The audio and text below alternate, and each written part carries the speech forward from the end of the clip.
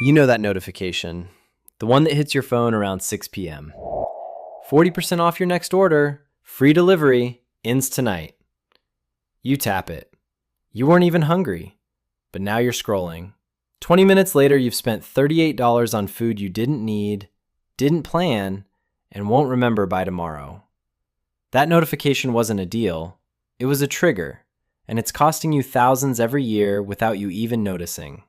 I want you to picture two kitchens, not in different cities, not in different income brackets, two kitchens belonging to two people earning the exact same $55,000 salary. The first kitchen has nothing in it, a fridge with condiments, a half-empty bottle of ketchup, and some leftover rice from 3 days ago.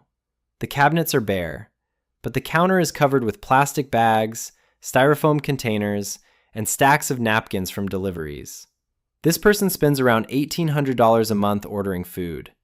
They couldn't tell you the last time they turned on the stove. The second kitchen looks different. The fridge is organized. There's meal prep containers lined up for the week, a slow cooker on the counter, basic spices on a rack. This person spends about $400 a month on groceries and cooks most of their meals at home. End of the year, the difference between these two people is $16,800. Same job, same paycheck. One has nothing saved, the other has a growing investment account. This is not a story about cooking talent. It's a story about a daily habit that silently determines whether you build wealth or bleed it away one delivery at a time.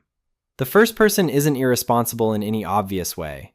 They don't gamble, they work hard, they just fell into a pattern that most people fall into. Ordering food became the default. Not because they chose it consciously, but because the apps made it the easiest option. And easy is expensive. The second person discovered something that changed their financial trajectory entirely. They learned that convenience has a price tag most people never calculate. And when you do calculate it, the numbers are disturbing enough to change your behavior permanently. Today I'm going to walk you through the rules that separate people who always have money from people who are always waiting for their next paycheck. These aren't about eating rice and beans for the rest of your life.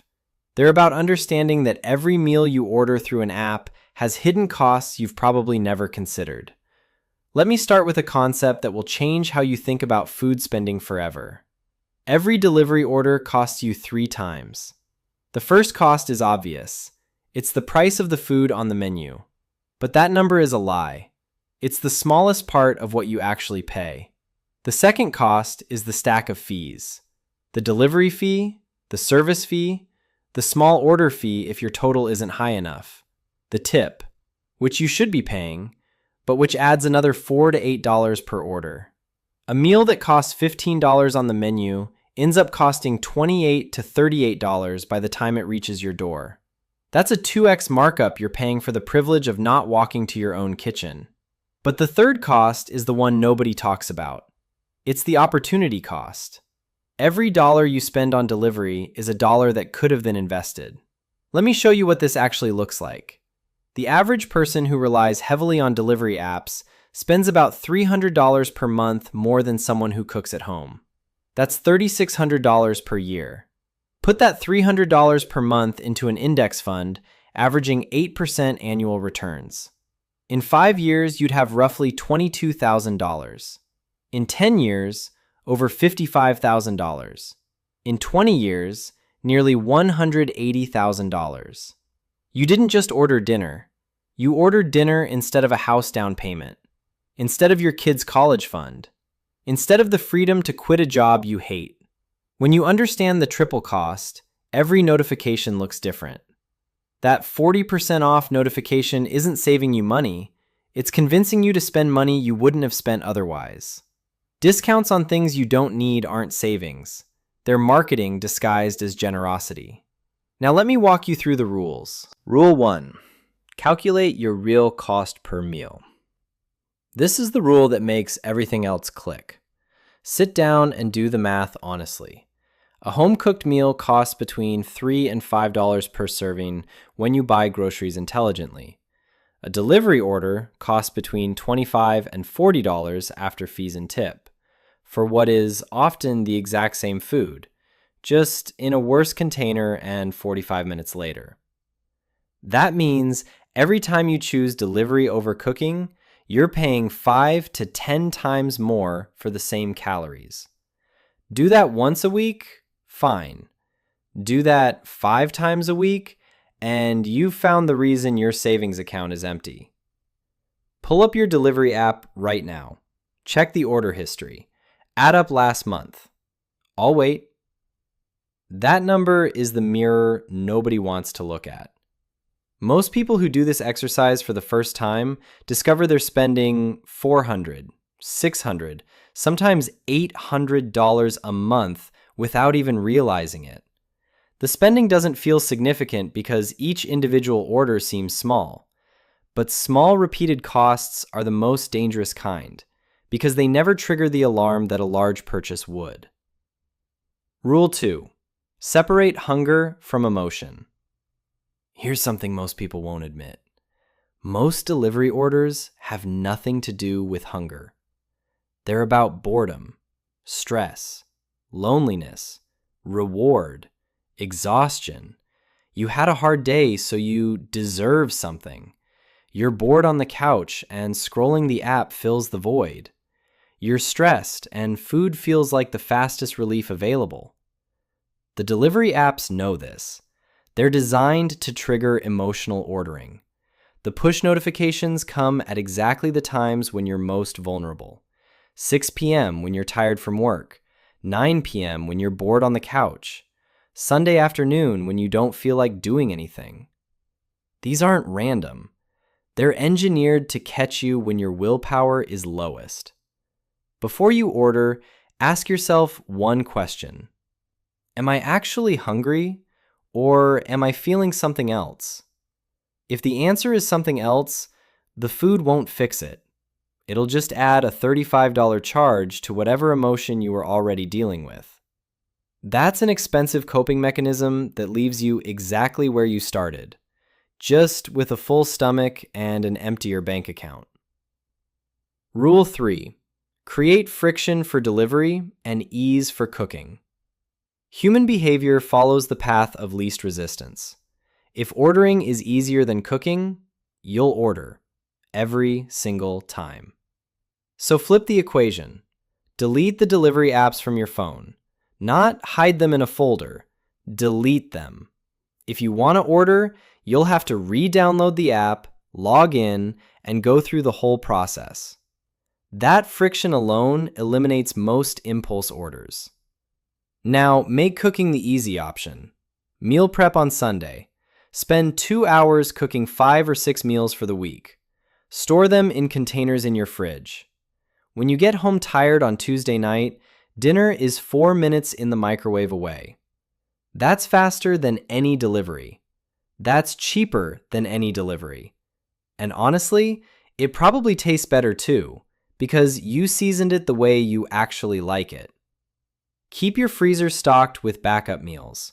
Frozen vegetables, pre-cooked rice, simple proteins. The person with food ready in the fridge doesn't open delivery apps. They can't be tempted because the easier option is already in front of them. You're not relying on willpower. You're designing an environment where the right choice is the obvious choice. Rule 4. Never order out of boredom. This is the delivery equivalent of never going grocery shopping while hungry. Boredom ordering is the silent budget killer. You're not craving anything specific. You're just scrolling because the app is there and your brain wants stimulation. Notice the pattern. You open your phone. You cycle through social media. Nothing satisfies. Then you open the delivery app. You browse for 15 or 20 minutes. You customize an order. You check out. For a brief moment, the anticipation feels good. The food arrives. You eat it in 7 minutes. You throw away the bag. And now you're bored again. Just $38 poorer. If you catch yourself opening a delivery app without actual hunger driving the decision, close the app. Go for a walk. Call someone. Do anything else. The craving to order will pass within 15 minutes. The charge on your credit card won't. Rule 5.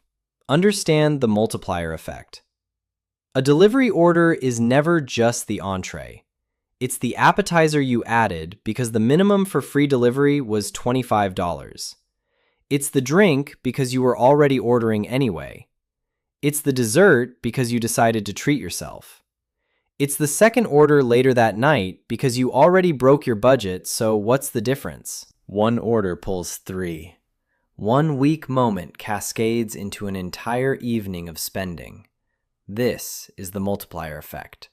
And it's how people who think they order occasionally end up spending $800 a month. The multiplier also works with your subscription. You're paying $9.99 a month for free delivery, which sounds like savings.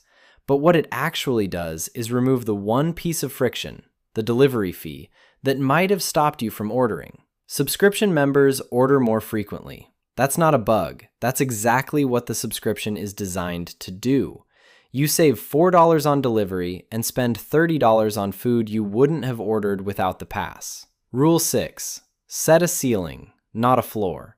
Decide in advance how many times per month you'll allow yourself to order delivery.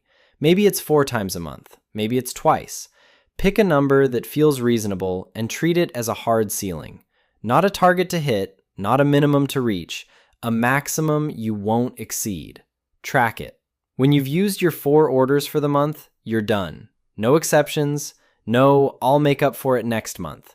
The limit is the limit. This single rule transforms delivery from a mindless habit into a conscious choice. When you only have 4 orders per month, you become selective. You save them for when they actually matter. A genuinely exhausting day, a celebration, a night when cooking truly isn't possible. You stop wasting them on random Tuesday evenings when you could have easily made pasta. Rule 7. Redirect the difference.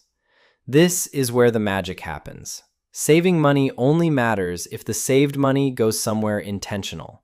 Otherwise, it just gets absorbed into other spending and you never notice the benefit. Set up an automatic transfer. Calculate the difference between what you were spending on delivery and what you spend now. If you dropped from $1,200 a month to $400 a month, that's $800. Set up an automatic monthly transfer of $800 to an investment account. Do this on payday so the money moves before you can touch it. Now watch what happens. In year 1, you've invested $9,600. In year 2, with compound growth, you're approaching $20,000. In year 5, you've built over $55,000. All from a habit change that takes about 30 minutes of meal prep per week. This is the math that changes people's lives. Not because the numbers are complicated, but because nobody ever sits down and connects the daily habit to the long-term outcome. Every delivery order is a withdrawal from your future. Every home-cooked meal is a deposit. Rule 8. Measure wealth by freedom, not convenience. Here's what nobody tells you about the relationship between food delivery and financial freedom. Convenience is a trap disguised as a luxury. The person spending $1,800 a month on delivery feels like they're living well. They eat what they want when they want it. Life feels easy. But they can't miss a single paycheck. They can't take a month off. They can't say no to a job that's destroying their mental health. They have maximum convenience and zero freedom. The person spending $400 a month on groceries sometimes spends their Sunday afternoon cooking. It's not glamorous, but they have 18 months of expenses saved. They could quit tomorrow and figure things out. They could take a risk on a business idea. They could move to a new city. They have less convenience and total freedom. This is the trade you're making every time you order delivery. You're not trading money for food. You're trading freedom for convenience. And convenience is temporary. It lasts as long as the meal. Freedom lasts as long as you maintain it. Let me give you a practical starting point. This week, check your delivery app order history. Add up the last 30 days. Write that number down. That's your baseline. That's the truth about where your money has been going. This month, try cooking just 3 more meals per week than you currently do. Not every meal, just 3 more. See how it feels. Track the savings. This quarter, delete the delivery apps entirely for 30 days. Stock your kitchen. Meal prep on weekends. track every dollar you save, and put it into an investment account. At the end of 30 days, check two things. Check your bank balance and check your stress level. Both will have improved. Here's what nobody tells you about cooking at home and money. The relationship goes both ways. Cooking more creates more money, but having more money also makes cooking feel natural. When your savings account is growing and your investments are compounding, the urge to order delivery diminishes. The emotional need that drives most delivery orders, the need for comfort and instant gratification, gets satisfied by financial security instead. You don't need the notification to feel good because your bank account already tells the story you want to hear. People trapped in the delivery cycle can't explain why they order so much. The truth is, usually, that convenient spending temporarily fills an emotional gap that financial insecurity creates. Fix the insecurity through actual savings and investment, and the compulsion to order dissolves on its own. This creates a virtuous cycle. Cooking more leads to spending less. Spending less creates savings. Savings create security. Security eliminates the emotional need for convenience spending. Less spending accelerates saving further. Each turn of the cycle reinforces the next. The opposite cycle is equally powerful but destructive. Ordering everything creates financial stress. Financial stress drives more ordering as emotional comfort. More ordering deepens the stress. The cycle continues until something forces a breaking point. The choice between these two cycles has nothing to do with income, nothing to do with cooking skill, nothing to do with how busy you are. It's about whether you let a push notification on your phone determine your financial future, or whether you take that decision back. That kitchen I described at the beginning, the organized one with meal prep containers and a growing investment account, that kitchen belongs to someone who made one simple decision. They decided that their future mattered more than their convenience tonight. The other kitchen, the empty one surrounded by delivery bags, belongs to someone who never questioned the assumption that easy equals better. Both kitchens are available to you, regardless of what you currently earn. The choice is whether you want to feed the algorithm or feed your future. The math is clear, and so is the peace of mind.